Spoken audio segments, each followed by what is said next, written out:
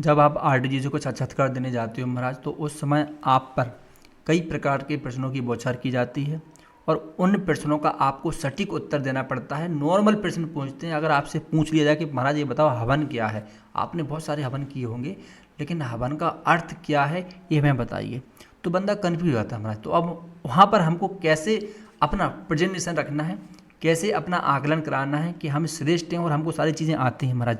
अगर आपको छोटी छोटी चीज़ें नहीं आती हैं, भले ही आप रात दिन प्रैक्टिकल तौर पर करते रहते हो, तो कोई मतलब नहीं है हमारा साक्षात्कार में जाने का।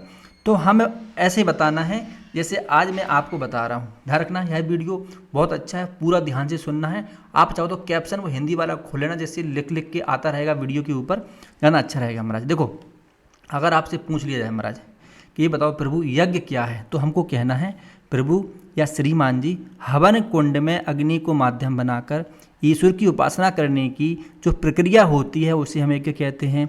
या ऐसे कह सकते हैं कि भैया त्याग समर्पण शुभ कर्म। ध्यान रखना, यज्ञ का अर्थ होता है त्याग समर्पण शुभ कर्म। अगर हम ये क्रिया करते हैं तो महाराज वो यज्ञ के अंतर्गत आती हैं। शास्त्रोक्त अग्नि में दी गई आहुतियों के माध्यम से देवताओं का जो आह्वान किया जाता है उसे भी हम यज्ञ कहते हैं।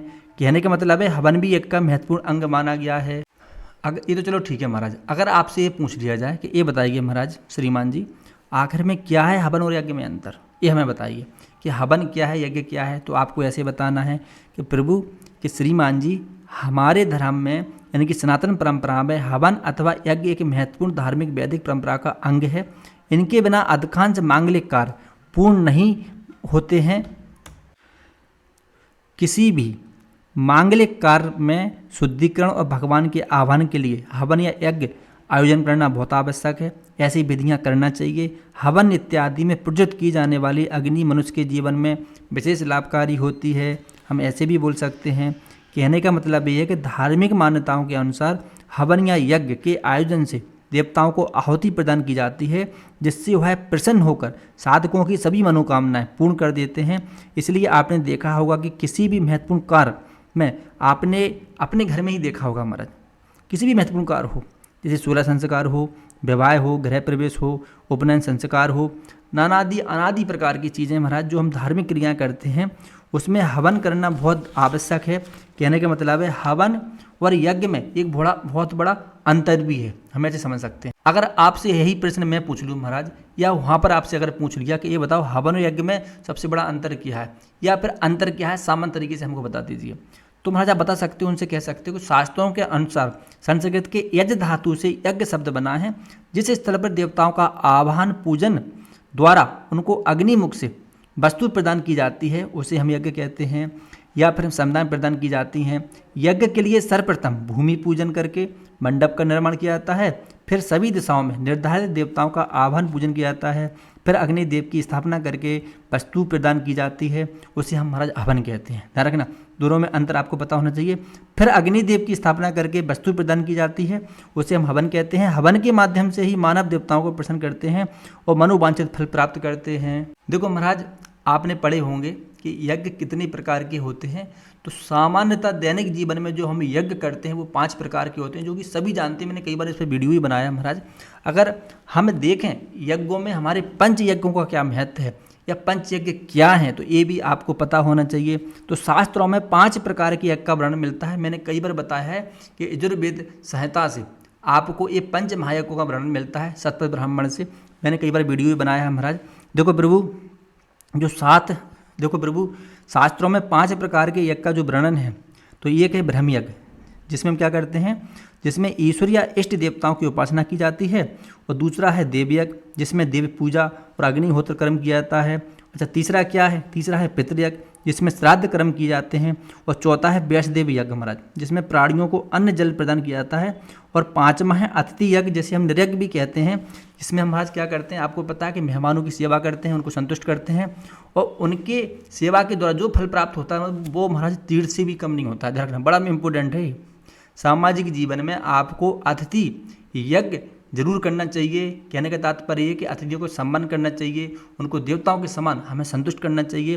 तो इन सभी में से देव यज्ञ में भी हवन आदि कर्म किए जाते हैं। रामायण तथा महाभारत में भी महाराज विशेष यज्ञ का वर्णन मिलता है, जिनमें पुत्रष्टि, अश्वमेध, राजसु आदि यज्ञ एवं देवताओं द्वारा जो किए जाते थे महाराज।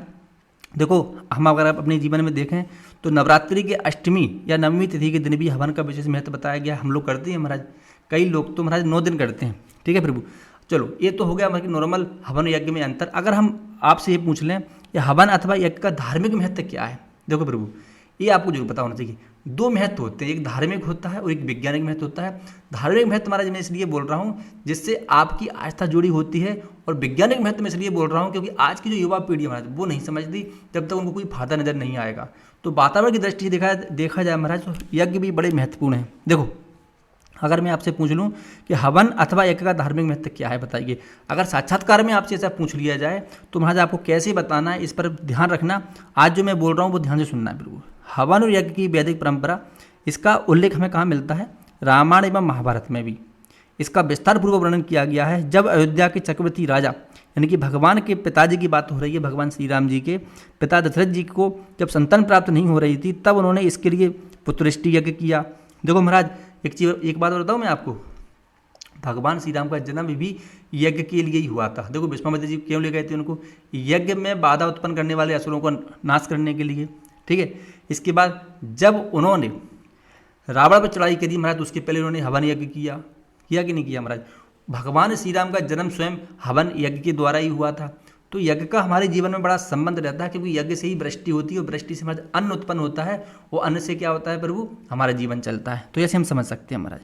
कहने का मतलब है कि रामायण काल में भी भगवान श्री राम ने अश्वमेध यज्ञ किया था। हवन अथवा यज्ञ में अग्नि के माध्यम से ईश्वर की उपासना की जाती है और उनसे यह प्रार्थना की जाती है। और क्या प्रार्थना की जाती है महाराज, कि प्रभु जिससे हमें देवता आशीर्वाद दें और हमारा जीवन अच्छा चलता रहे, यानी सुखमय रहे जीवन, यानी कि देवताओं का आशीर्वाद प्राप्त किया जाता है। सीधी सी बात है। हवन इत्यादि करने से देवता भी जल्दी प्रसन्न हो जाते हैं और अपनी कृपा दृष्टि साधक पर रखते हैं। देखो महाराज ये तो हो गया आपका धार्मिक महत्व। अगर मैं आपसे पूछूं कि इसका वैज्ञानिक महत्व क्या है, हवन का बड़ा धार्मिक वैज्ञानिक महत्व है महाराज, ध्यान रखना। देखो हवन यज्ञ का वैज्ञानिक महत्व क्या है ये तो मैं बताऊंगा। एक एग्जाम्पल मैं आपको जरूर बताऊंगा जो साक्षात्कार में एक बंदे ने वहाँ पर रखा था और उसकी बड़ी बड़ाई हुई थी महाराज, यानी कि उसकी पीठ थपथपाई थी कि बहुत अच्छा एग्जाम्पल दिया, इससे अच्छा एग्जाम्पल कोई हो ही नहीं सकता महाराज। सबसे पहले हम समझ लेते हैं कि हवन यज्ञ का वैज्ञानिक महत्व क्या है। देखो हवन का न केवल आध्यात्मिक महत्व है महाराज, बल्कि इसी वैज्ञानिक दृष्टिकोण से भी देखा जाए तो बड़ा महत्वपूर्ण माना जाता है। शोधकर्ताओं के अनुसार हवन के प्रयोग से होने वाली जो भी समुदाय है महाराज, और जो समुदाय जलती हैं वो ऑक्सीजन का निर्माण करती हैं। ऑक्सीजन छोटा मोटा नहीं महाराज, कई क्विंटल ऑक्सीजन, अगर बड़े रूप में यज्ञ किया जाए तो कई क्विंटल ऑक्सीजन हम प्राप्त कर सकते हैं। और ध्यान रखना महाराज, जो ऑक्सीजन निकलती है वही हवन का धुआं वायुमंडल को शुद्ध बनाता है, जिससे करीब लगभग 94% हानिकारक जीवाणु नष्ट हो जाते हैं वातावरण के महाराज।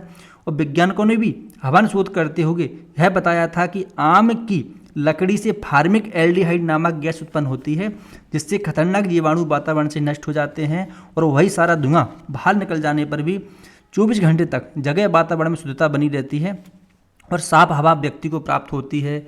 ये महाराज हमारा वैज्ञानिक महत्व है यज्ञ का।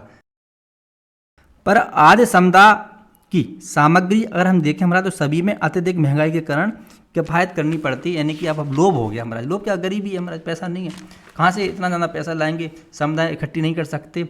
ऐसी दशा में हमें क्या करना चाहिए, ऐसी दशा में चौकोर कुंडों में थोड़ी ही अग्नि जल पाती है और वह ऊपर अच्छी तरह दिखाई भी नहीं पड़ती। ऊपर तक भर कर भी वे नहीं आते तो कुरूप लगते थे महाराज, ऐसा मतलब मानना है। तो अतएव आज की स्थिति में कुंड इस प्रकार बनने चाहिए प्रभु कि बाहर से चौकोर रहें, लंबाई चौड़ाई गहराई समान हो, पर उन्हें भीतर तिरछा बनाया जाए।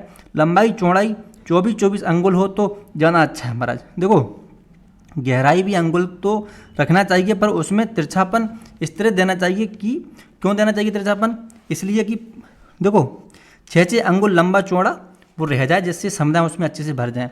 तो कहने का मतलब है कि इस प्रकार के बने हुए कुंड समुदायों से प्रज्वलित रहते हैं, उनमें अग्नि बुझती नहीं है। थोड़ी ही सामग्री में कुंड ऊपर तक भर जाता है और अग्नि देव के दर्शन सभी को आसानी से होने लगते हैं महाराज।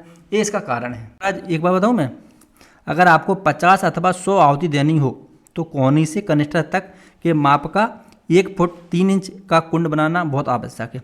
1000 आहुति में 1 हस्त प्रमाण, यानी कि 1 फुट 6 इंच का 1 लक्ष आहुति में 4 हाथ का 6 फुट, 10 लक्ष आहुति में 6 हाथ, इनकी 9 फुट का, तथा कोटि हावती में 8 हाथ का 12 फुट अथवा 16 हाथ का कुंड बनना चाहिए। देखो भविष्य पुराण पढ़ोगे वहाँ तो उसमें 50 आहुति के लिए मुष्टि मात्र का भी निर्देश है। देखो कहने का तात्पर्य है, अब मैं एक चीज़ बताऊँ आपको, कितने हवन कुंड बनाए जाएं जिससे आपका हवन बहुत अच्छा हो जाए। देखो कुंडों की संख्या अधिक बनाना इसलिए आवश्यक होता है महाराज कि अधिक व्यक्तियों को कम समय में निर्धारित आहुतियाँ देना आपको पता है कि संभव हो जाए। यानी कि कहने का मतलब है कि निर्धारित आहुतियाँ दे सकना संभव हो।